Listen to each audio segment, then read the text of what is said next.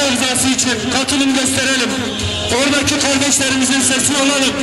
Gazze'deki kardeşlerimizi gündemden düşürmeyelim. Birilerine inat, gündemden düşürmeyelim inşallah. Bismillahirrahmanirrahim. Size ne oldu da Allah yolunda ve Rabbimiz bizi halkı zalim olan bu ülkeden çıkar. Bize katından bir veli gönder. Bize katından bir yardım eden yolla diyen erkekler, kadınlar ve çocuklardan zayıf bırakılmışlar adına savaşmıyorsunuz. Nisa suresi 75. ayet. Direnişin kahraman evlatlarına selam olsun. Selahaddin Eyyubi'nin ve Abdülhamit Han'ın torunlarına selam olsun. Siyonist işgal rejimi tarafından Kudüs'te şehit edilen Selahaddin Eyyubi'nin torunu Hasan Saklanan kardeşimizin şehadetini tebrik ediyoruz. Rabbim şehadetini kabul etsin. Ruhu şad, makamı âli olsun. Siyonist işgal rejimi dünya istikbarını arkasına alarak 7 Ekim'den bu yana Gazze'ye yönelik vahşet ve dehşeti devam ettirmektedir. Bir halkı haritadan silmek gayesiyle yapılan gaddarca saldırılara karşı dünya devletleri sus pus olmayı sürdürmektedir. Tarihte ender rastlanan bir katliamla yerleşim yerlerine saldırarak soykırım suçu işleyen Siyonist çeteler kundaktaki bebelerden tutun da beli bükülmüş pirifanilere saldırmaktadır.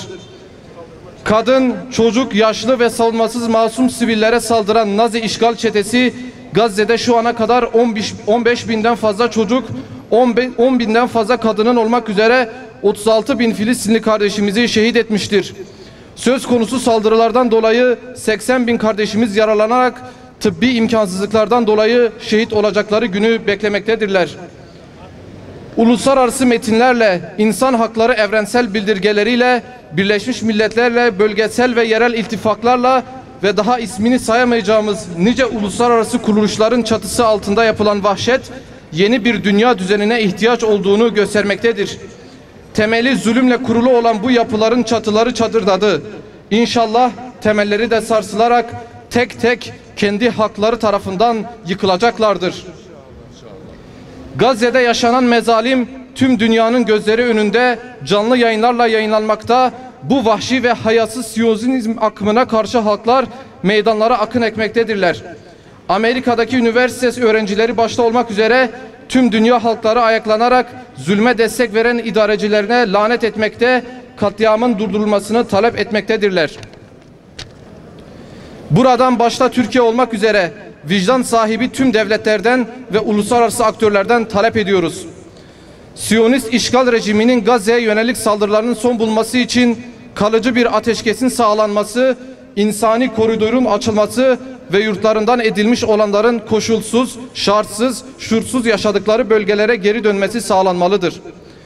İşgal rejiminin saldırıları nedeniyle yıkılan ve tahrip edilen yerleşim yerleri, cami, okul, hastane, sağlık kuruluşu, hükümet kamu binaları başta olmak üzere 300 bin konutun inşası yönünde adımlar atılmalı ve tahrip edilen yerleşim yerleri yeniden mamur edilmelidir.